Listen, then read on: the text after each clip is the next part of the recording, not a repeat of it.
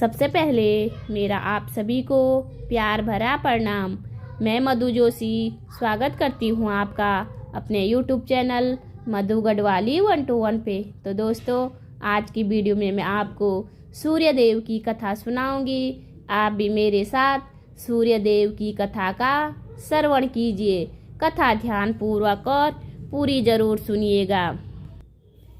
देवलोक के शिल्पकार विश्वकर्मा की एक पुत्री थी जिनका नाम संज्ञा था। वह दिन भर तपती धूप में खेला करती थी। सूर्य की तेज किरणों का जैसे उस पर कोई असर ही नहीं होता था। संज्ञा जब बड़ी हुई तो एक दिन विश्वकर्मा और उनकी पत्नी ने संज्ञा को बड़े मुग्ध भाव से सूर्य को निहारते हुए देखा। यह देख विश्वकर्मा बोले, देवी, ऐसा लगता है हमारी बेटी सूर्य पर मोहित हो गई है। देख रही हो कितने मुग्ध भाव से सूर्य की ओर देखे जा रही है। मुझे भी ऐसा ही लगता है स्वामी। विश्वकर्मा की पत्नी ने कहा। सूर्य के सौंदर्य के प्रति संज्ञा का आकर्षण उनकी आय के साथ बढ़ता ही गया। एक दिन विश्वकर्मा ने संज्ञा को अपने साथ हाथी पर बैठाकर सैर को निकले। अपनी पुत्री को सूर्य की ओर निहारते देख उन्होंने पूछा, अब तुम छोटी नहीं रही, सोचता हूँ जल्दी ही तुम्हारा विवाह करा दूँ। बताओ किस देव को तुम चाहती हो? पिताजी, आकाश में सूर्य से बढ़कर कोई तेजस्वी नहीं है, संज्ञा ने उत्तर दिया। ठीक है, हम सूर्य के साथ ही तुम्हारा विवाह करा देते हैं। विश्वकर्मा बोले और अपनी पुत्री को लेकर सूर्य के पास पहुँचे। उन्होंने अपनी पुत्री की इच्छा सूर्य देव को बताई तो उन्होंने उनका प्रस्ताव सहर्ष स्वीकार कर लिया और बोले, आपकी पुत्री मेरे साथ विवाह करना चाहती है, यह मेरे लिए सौभाग्य की बात है। पर इनसे यह तो पूछ लीजिए कि क्या ये मेरे ताप को सहन कर पाएंगी। विश्वकर्मा संज्ञा को एक ओर ले गए और कहा, सूर्य देव का उत्तर तुमने सुन लिया है बेटी। अब बताओ, सहन कर लोगी हर ऋतु में उनका ताप? हाँ पिताजी, संज्ञा ने बड़े विश्वास के साथ कहा। कुछ ही दिन बाद संज्ञा का विवाह सूर्यदेव के साथ हो गया। संज्ञा सूर्यदेव के साथ उनके लोक चली गई।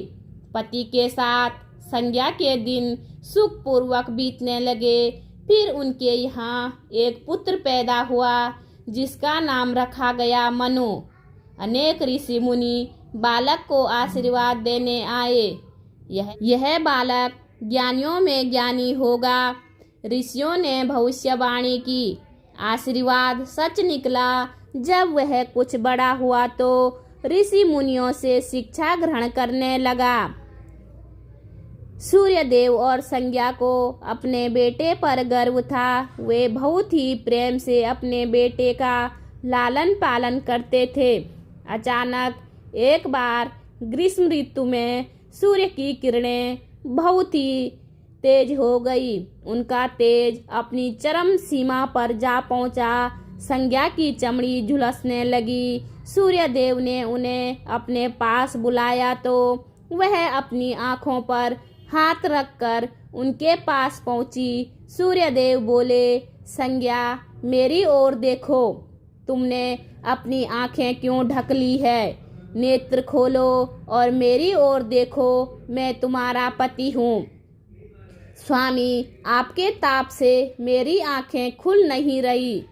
संज्ञा ने कहा, इसका अर्थ तो यह हुआ कि तुम मुझे अपने से दूर कर रही हो। विवाह के पूर्व मैंने तुमसे पूछा भी था कि क्या मेरा ताप सहन कर पाओगी। तुम्हारी सहमति पाकर ही मैंने तुम्हारे साथ विवाह करना स्वीकार किया था, लेकिन अब तुम अपने वचन से मुकर रही हो। सूर्यदेव ने कुछ क्रोधित होते हुए कहा, स्वामी, इसमें मेरा कोई दोष नहीं। संज्ञा बोली, आपका ताप ही इतना तेज है। सूर्यदेव और भी कुपित हो उठे और बोले, सुनो संज्ञा, प्राणवान वस्तुओं को जीवित रखने वाला मैं ही हूँ, परंतु तुमने मेरी ओर से आंखें बंद कर ली, अतः तुम्हारे गर्भ से जो बालक उत्पन्न होगा वह यम होगा। यम अर्थात मृत्यु का देवता। संज्ञा वहाँ से भाग जाना चाहती थी, लेकिन बच्चों का मोह उन्हें विवश किए हुए था। संज्ञा की यह सहचरी, उसका नाम था छाया, जो हूबहू संज्ञा की ही प्रतिलिपि थी। संज्ञा ने इस विषय में छाया से मदद लेने का निश्चय किया। संज्ञा ने छाया को बुलाया और अपनी समस्या बताई। संज्ञा की बातें सुनकर छाया बोली, मुझे क्या करना होगा? संज्ञा ने कहा, तुम संज्ञा बनकर मेरे पति के पास जाओ, मेरे बच्चों की माँ बनकर वहीं रहो। छाया ने कहा, उन्होंने मुझसे पूछताछ की तो क्या कहूँगी? संज्ञा ने कहा, कह देना कि मैं संज्ञा हूँ, परंतु भेद मत खोलना। छाया ने कहा, यह सब मैं करूँगी, लेकिन मेरी एक शर्त है, सूर्यदेव कभी मुझ पर बिगड़े या साप देने लगे तो मैं सारा भेद खोल दूंगी। संज्ञा ने कहा, ठीक है छाया, अब जाओ और मेरे बच्चों को संभालो। तुमने मुझे बहुत ही कठिन काम सौंपा है संज्ञा, फिर भी प्रयत्न करूंगी। छाया बोली और वहां से चली गई। उसके जाने के बाद संज्ञा सोचने लगी, मैं मायके चली जाती हूँ, माँ और पिताजी मुझे देखकर प्रसन्न होंगे, मैं कुछ दिन वहाँ रहूँगी, परंतु पिताजी कहेंगे स्त्री की शोभा पति के घर में रहने से ही है।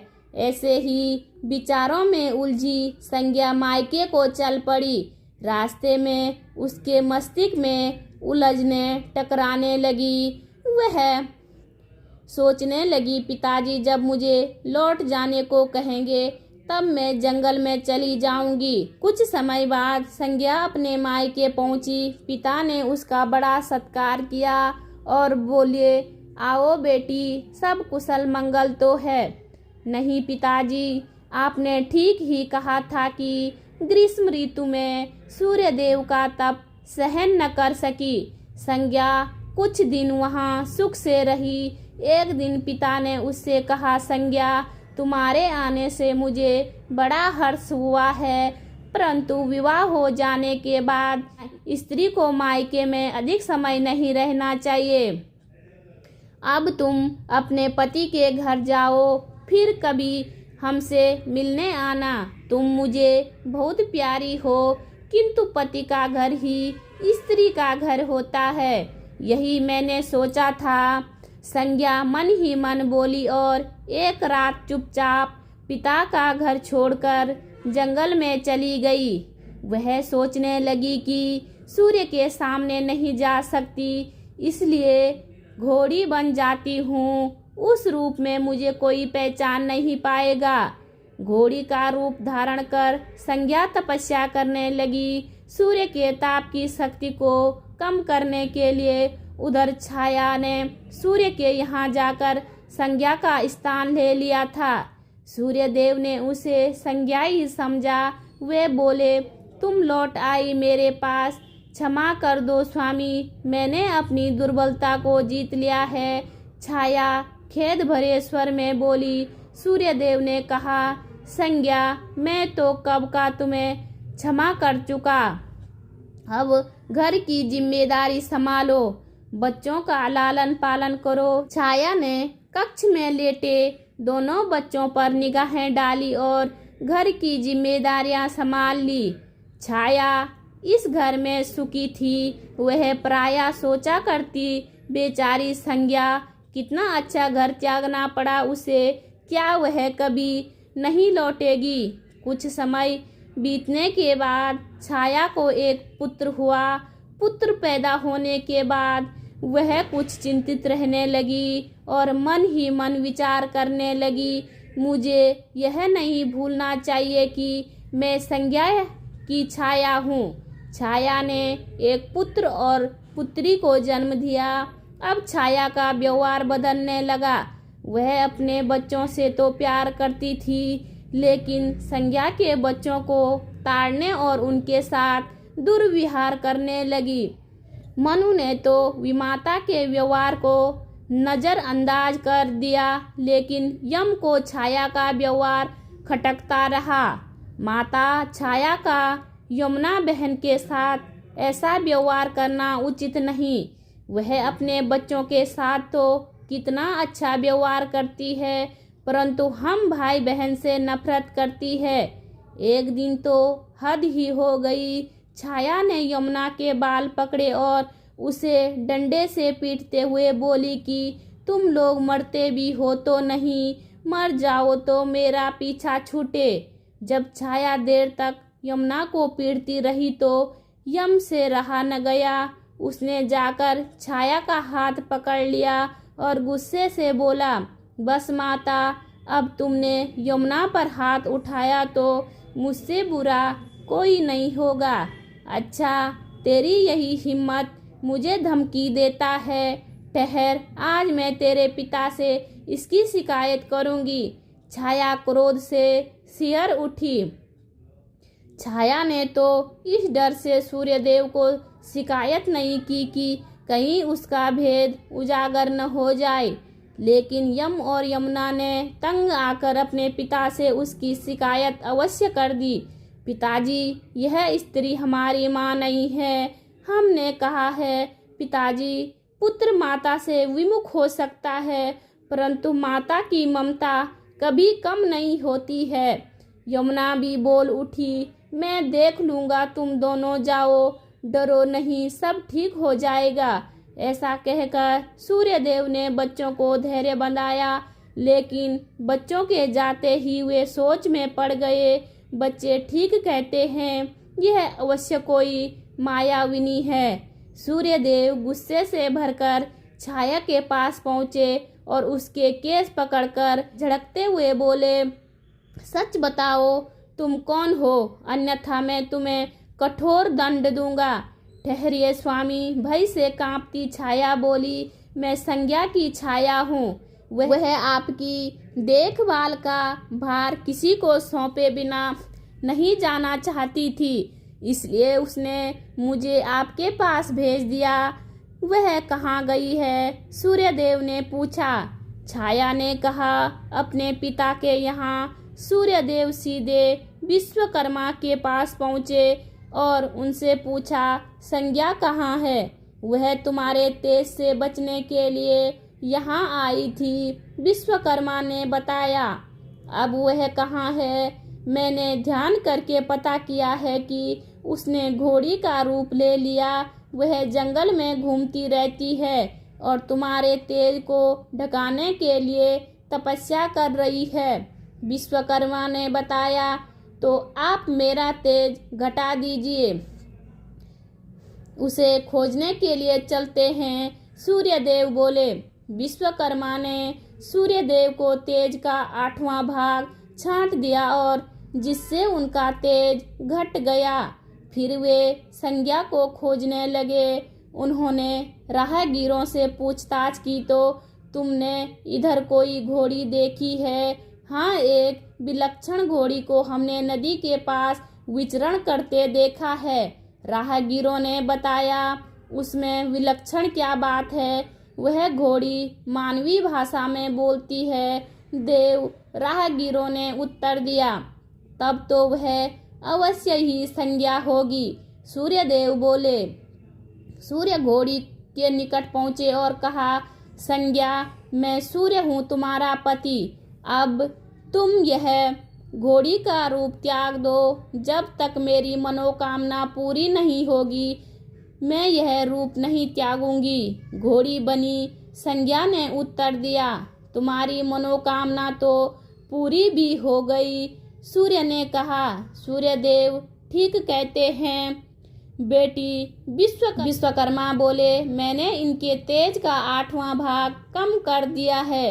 पिता से आश्वासन पाकर संज्ञा ने अपना घोड़ी वाला रूप त्याग दिया और अपने स्वाभाविक रूप में आ गई।